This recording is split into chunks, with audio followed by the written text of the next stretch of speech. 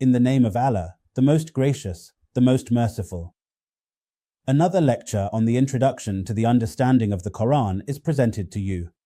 The sequence is such that we are presenting the introduction to the Quran in the form of small questions, and then their answers, so that through these questions and answers, we can gain an understanding of the Quran, because it is extremely important to take an introduction. To understand the Quran, let's take today's lecture question.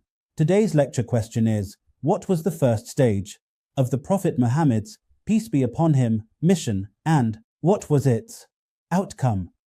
After the Prophet Muhammad, peace be upon him, was honored with the position of prophethood in Mecca, his mission and ideology formally began. The first phase of his mission started with a secret call in Mecca, which later, within a few years, transitioned into a public phase. From the beginning of this period, the Prophet Muhammad, peace be upon him, was continuously receiving guidance from Allah. The location of his mission was his own city, Mecca, and his audience was his own tribe, the Quraysh. Let us examine the first phase of this mission.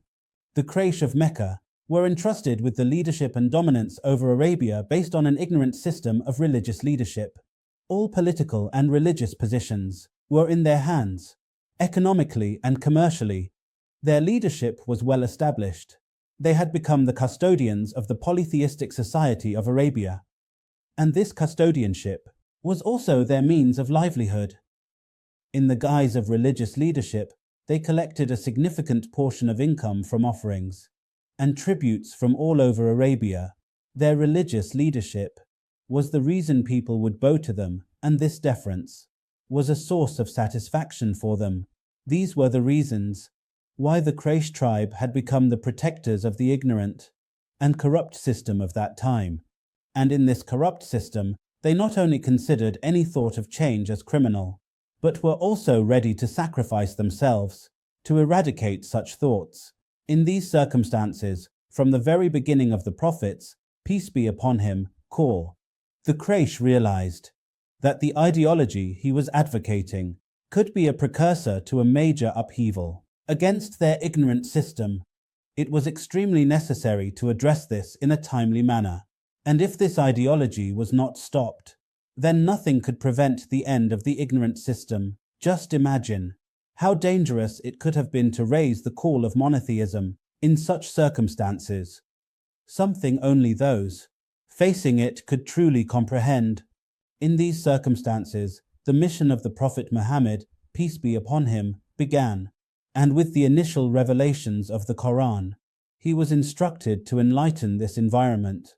After being honored with prophethood, it was conveyed to him in the first phase, through the revelations of the Quran, what his approach to invitation should be in these conditions, and how he should prepare to remain steadfast on this mission.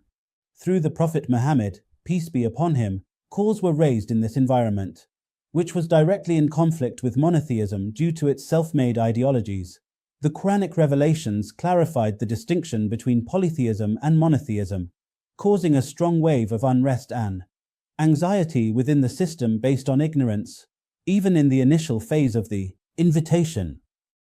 In a concise manner, it was conveyed to the people living in that environment at the time that the true path to success and prosperity does not pass through the courtyards of the religious leadership of that era. Instead, it reaches its destination through the lush and flourishing gardens of monotheism. In this challenging environment, based on these initial points, the invitation of the Prophet Muhammad, peace be upon him, continued for approximately 4 to 5 years. This period was extremely difficult and challenging for the blessed personality of the Prophet, peace be upon him.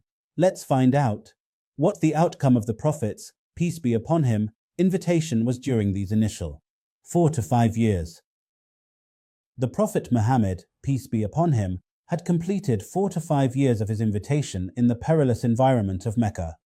Despite being surrounded by difficulties and adversities, a few precious individuals emerged as a result of this invitation, who became the foremost standard bearers of this movement. Their acceptance of the invitation was not merely verbal, but they were prepared to make every kind of sacrifice even to the extent of risking their lives. In response to this call, these were the very people who became a source of encouragement for the blessed person of the Prophet, peace be upon him, in times of difficulty and darkness. The second result of this invitation was that a large number of the Quraysh, who were engrossed in ignorance, selfishness, and love for their ancestral religion, became not only willing to oppose the Prophet, peace be upon him, but also moved from merely contemplating ways to end his person, and efforts to taking practical steps in that direction. The third result of the Prophet's, peace be upon him, invitation was that this new call began to be heard beyond the confines of this stifling environment, reaching other regions of Arabia. From this, it can be inferred that the invitation had entered a phase of expansion, and certainly, this was a source of encouragement for the Prophet, peace be upon him. We have understood the nature of the first phase of the Prophet's, peace be upon him, invitation, and what its outcome was. Alhamdulillah, today's lecture is complete. In the next lecture, we will further discuss the introduction to the Quran. I invite you from this platform to come towards understanding the Quran. This is the word of Allah Almighty, revealed in accordance with human nature, and this book is very easy to understand the Quran. We have started an excellent series on Quran comprehension. I once again invite you to understand the Quran through these small lectures. My mission is to spread the knowledge of the Holy Quran to every corner of the world, but I cannot do this alone. I need your help.